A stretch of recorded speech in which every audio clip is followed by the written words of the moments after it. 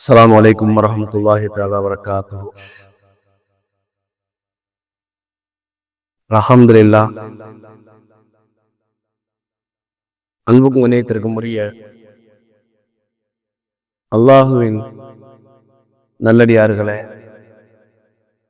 அருமை சகோதரர்களே,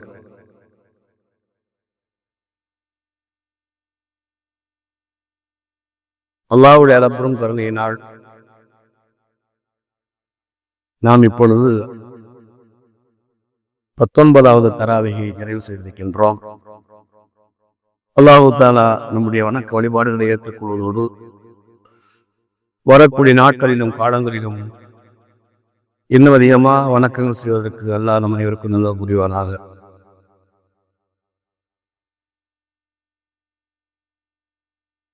அன்பிற்கினியவர்களே, இன்றைய தராவி தொழுகையினுடைய 13வது ரக்காத்தில் சூரத் யாசீன் ஓதப்பட்டது. ஒரே ரக்காத்திலேயே முழுமையாக சூரா யாசீன் ஓதி முடிக்கப்பட்டது. இந்த சூரா யாசீனை பற்றிய சில செய்திகளை உங்களுக்கு நான் இப்போது சொல்ல இருக்கிறேன். பொதுவாக நம்முடைய வாழ்க்கையிலே நாம் அதிகமாக ஓதுகின்ற ஒரு சூறாதான். ஆனால் அது எவ்வளவு மகத்துவம் மிக்கது என்பது நமக்கும் ஓரளவுக்கு தெரியும். தெரிந்த காரணத்தினால்தான் நாம் அதை அமல் செய்கின்றோம். இன்னும் அதனுடைய மகத்துவத்தை நான் விளங்கி அமல் செய்ய வேண்டும் என்ற எண்ணத்திலேதான் அது தொடர்பான சில செய்திகளை உங்களுக்கு நான் சொல்ல இருக்கிறேன். இந்த சூரத் யாசீன் என்பது ஹதீஸ்களிலே இதற்கு 8 வகையான சிறப்புகள் சொல்லப்பட்டிருக்கிறது. நிறைய சிறப்புகள் இருக்கிறது. உங்களுக்கு 8 சிறப்புகளை நான் சொல்கிறேன். முதல் சிறப்பு என்னவென்றால், ஹஜ்ரத் ரசூலுல்லாஹி ஸல்லல்லாஹு அலைஹி வஸல்லம் சொன்னார்கள், இந்த குர்ஆனுடைய இதயம் என்பதாக சொன்னார்கள். பெருமானா ஸல்லல்லாஹு அலைஹி வஸல்லம் சொன்னார்கள், இன்ன லிகுல்லி ஷைஇன் கல்பா, நிச்சயமாக ஒவ்வொரு பொருளுக்கும் ஒரு இதயம் இருக்கிறது. வ இன்ன கல்பல் குர்ஆன் சூரத் யாசீன், குர்ஆனுடைய இதயம் என்பது, நிச்சயமாக குர்ஆனுடைய இதயம் என்பது சூரா யாசீனாக இருக்கிறது என்று சொல்லிவிட்டு ஹஜ்ரத் ரசூலுல்லாஹி ஸல்லல்லாஹு அலைஹி வஸல்லம் சொன்னார்கள்,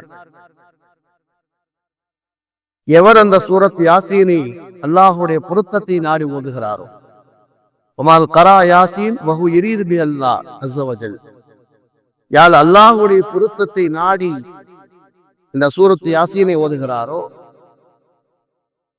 கஃபரல்லாஹு லஹு, அல்லாஹு தஆலா அவருடைய குற்றத்தை மன்னிக்கின்றான். வஊதிய மினல் அஜ்ரி கஅன்னமா கரால் குர்ஆன இஸ்னத்தி அஷர மர்ரா, குர்ஆன் ஷரீஃபை 12 தடவை ஓதி நன்மை அவருக்கு அல்லாஹ் வழங்குவதாக ஹஜ்ரத் ரசூலுல்லாஹி ஸல்லல்லாஹு அலைஹி வஸல்லம் சொன்னார்கள். இதனுடைய முதலாவது சிறப்பு என்ன சொல்லப்படுகிறது என்றால்,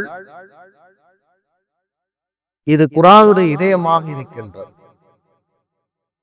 அதில் சொல்லப்படுகின்ற இரண்டாவது சிறப்பு, அல்லாஹ்வுடைய பொருத்தத்தை நாடி யார் இதை ஓதுகின்றாரோ அவருடைய பாவங்கள் மன்னிக்கப்படுகிறது.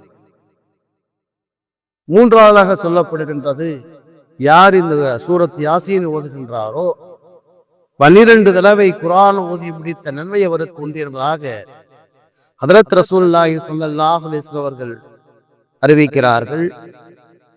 இந்த ஹதீஸ் ஆகிறது உபய் இப்னு காப் ரலியல்லாஹு தஆலா அன்ஹு அவர்கள் அறிவிப்பதாக வருகின்றது.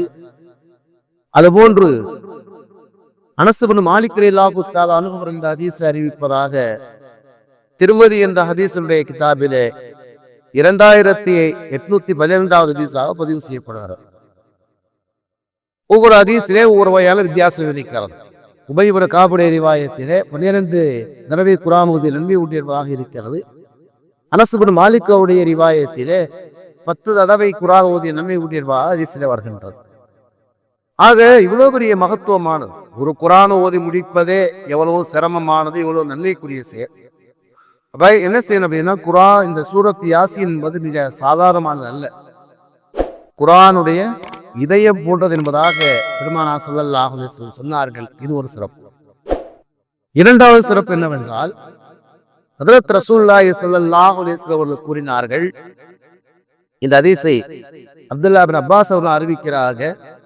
முஸ்னத் அல் பஸார் என்ற கிதாபிலே வருகிறது, இந்த சூரத்துல் யாசீன் என்பது என் உம்மத்தில் இருக்கின்ற ஒவ்வொருவருடைய இதயத்திலும் நான் இருக்க விரும்புகின்றேன் என்பதாக ஹஜ்ரத் ரசூலுல்லாஹி ஸல்லல்லாஹு அலைஹி வஸல்லம் சொன்னார். இந்த சூரா யாசீன் என்பது என்னுடைய உம்மத்தில் இருக்கிற, என்னுடைய சமுதாயத்தில் இருக்கிற, என்ன ஈமானோடு இருக்கின்ற எல்லா மக்களுடைய உள்ளத்தில், ஆண்கள் பெண்கள் எல்லாருடைய உள்ளத்திலேயும் இந்த சூரத்துல் யாசீன் மனனமாக பதிவு செய்யப்பட்டிருக்க வேண்டும் என்பதை நான் விரும்புகிறேன் என்பதாக ரசூலுல்லாஹி ஸல்லல்லாஹு அலைஹி வஸல்லம் சொன்னார். அதனால என்ன செய்யணும் அப்படின்னா, மனனம் செய்ய வாய்ப்பு இருக்கக்கூடியவர்கள், யாவருக்கு ஞாபக சக்தி இருக்கின்றதோ முடிந்த வரைக்கும் மனனம் செய்ய முயற்சி செய்யுங்கள். உங்களால முடியலைன்னா உங்களுடைய வீட்டில் உள்ள எல்லா பிள்ளைங்களையும் யாசீன் மனப்பாடம் பண்ண வைங்க. ஒரு பெரிய கஷ்டமான விஷயமா இல்லை, பிள்ளைங்களுக்கு கொஞ்சம் ஆர்வப்படுத்தணும், அவ்வளவுதான். மனனம் செய்ய வையுங்கள். ஏனென்று சொன்னால் பெருமானார் ஸல்லல்லாஹு அலைஹி வஸல்லம் அது விருப்பமாக இருக்கு. இரண்டாவது செய்தி. மூன்றாவது செய்தி, ஹஜ்ரத் ரசூலுல்லாஹி ஸல்லல்லாஹு அலைஹி வஸல்லம் சொன்னார்கள், மன் கரா சூரத் யாசீன் ஃபீ ஸத்ரின் நஹாரி குதியத் ஹவாயிஜ், யார் காலையிலே சூரா யாசீன் ஓதுகின்றாரோ அன்றைய தேவைகள் நிறைவேற்றப்படும் என்பதாக பெருமானார் ஸல்லல்லாஹு அலைஹி வஸல்லம் சொன்னார். காலையில யாசீன் சூரா ஓதிட்டா அன்று அவருக்கு என்ன தேவையோ அதை அல்லாஹ் தஆலா நிறைவேற்றி வைப்பதாக பெருமானார் ஸல்லல்லாஹு அலைஹி வஸல்லம் சொன்னார். அதனால்தான் எல்லா அரபிக் கல்லூரியிலையுமே காலையிலே ஃபஜ்ருக்கு பிறகு யாசீன் ஓதக்கூடிய வளம் இருக்கிறது. என் ஆசிரியர் ஹதீஸை தான் சொல்லுவார், காலையில யாசீன் ஓதுறா, நீ யாசீனை ஒழுங்கா உருப்படியா ஓதுனாத்தான் நாங்க போய் யார்ட்டையாவது என்ன செய்வோம், மதரசாவுக்கு உதவி செய்ய கேட்பான்னு கேட்கும்போது அல்லாஹ்வுடைய மனசை மாற்றி உதவி செய்ய வைப்பான். நீ யாசீன் ஓதுற மாதிரி என்ன நடிச்சுக்கிட்டு எதாவது யாசீன் ஓதாம இருந்தேன்னா நான் போற உதவி செய்வேன், யாரும் உதவி செய்ய மாட்டான்னு அது சொல்லுவாங்க. இப்ப என்னன்னா, நமக்கு என்ன தேவையோ அதை அல்லாஹ் நிறைவு செய்ய வைக்கின்றான். அல்லாஹ் வானத்திலிருந்து கொடுக்க போறதில்லை, மனிதர் மூலமாகத்தான் அல்லாஹ் நிறைவு செய்கின்றான். ஆனா எந்த நோக்கத்துக்காக, எந்த காரியத்துக்காக நாம் போகின்றோமோ அல்லாஹ் தஆலா அந்த காரியத்தை எல்லாம் நிறைவு செய்கின்றான். என்று சொன்னால் இது யாசீன் சூராவுடைய மூன்றாவது சிறப்பாக இருக்கிறது. நாலாவது சிறப்பு என்னவென்று சொன்னார், ஹஜ்ரத் ரசூலுல்லாஹி ஸல்லல்லாஹு அலைஹி வஸல்லம் சொன்னார்கள், யார் இந்த யாசீன் சூராவை இரவின் கடைசியிலே ஓதுகின்றாரோ, இரவின் கடைசியிலே யார் இந்த யாசீன் சூராவை ஓதுகின்றாரோ காலையிலே பாவங்கள் மன்னிக்கப்பட்டவராக எழுப்பப்படுவார் என்பதாக ஹஜ்ரத் ரசூலுல்லாஹி ஸல்லல்லாஹு அலைஹி வஸல்லம் சொன்னார்கள்.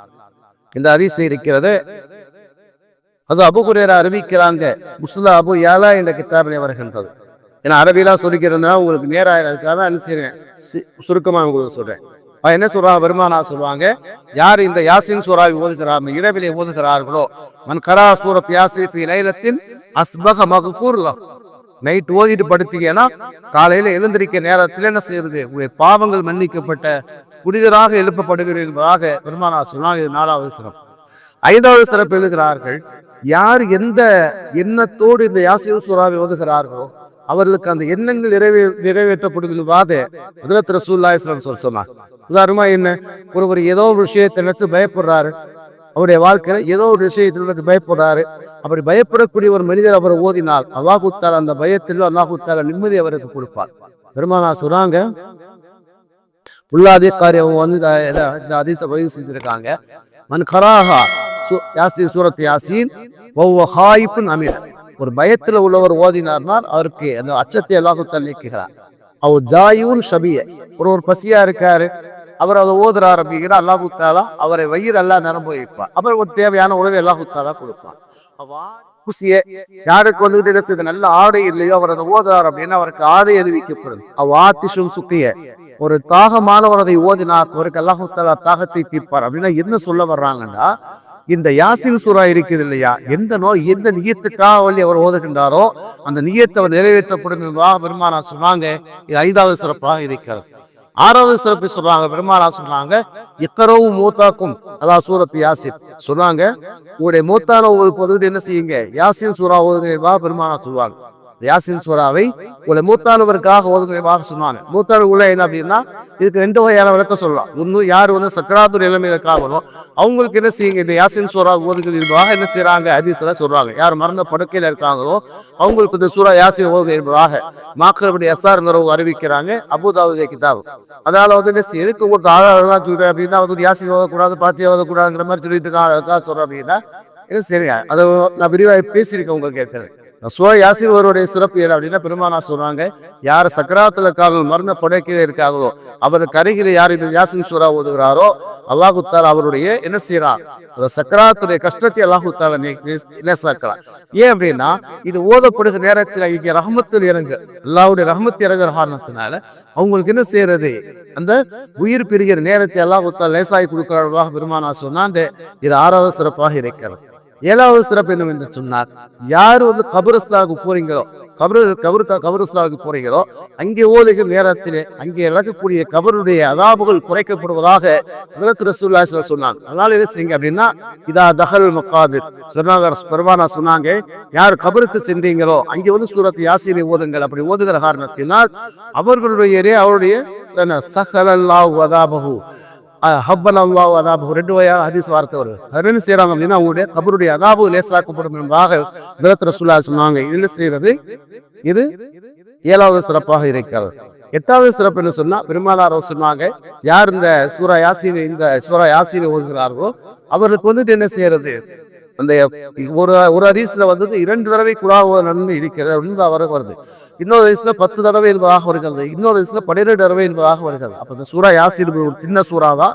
இதை நான் ஓதுகிற நேரத்தில் முழு குர்ஆனை பல தடவை ஓதி நன்மை வழங்கப்படுவதாக பெருமானார் சொன்னாங்க. அதனால என்னுடைய வாழ்க்கையில குறைந்தபட்சம் நான் சொல்லக்கூடிய செய்தி வேண்டும் சொன்னால், காலையிலே ஒரு தடவை, இரவிலே ஒரு தடவை நான் ஓதக்கூடியவங்களாக இருக்கேன். காலையில நீங்க ஓதுனீங்கன்னா என்ன சிறப்பு, காலையில ஓதுனீங்கன்னா ஓதிட்டு எங்கே போனாலும் அல்லாஹ் அந்த காரியத்தை அல்லாஹ் உங்களுக்கு லேசாகவும் வெற்றியாளாக ஆக்கி வைப்பார்.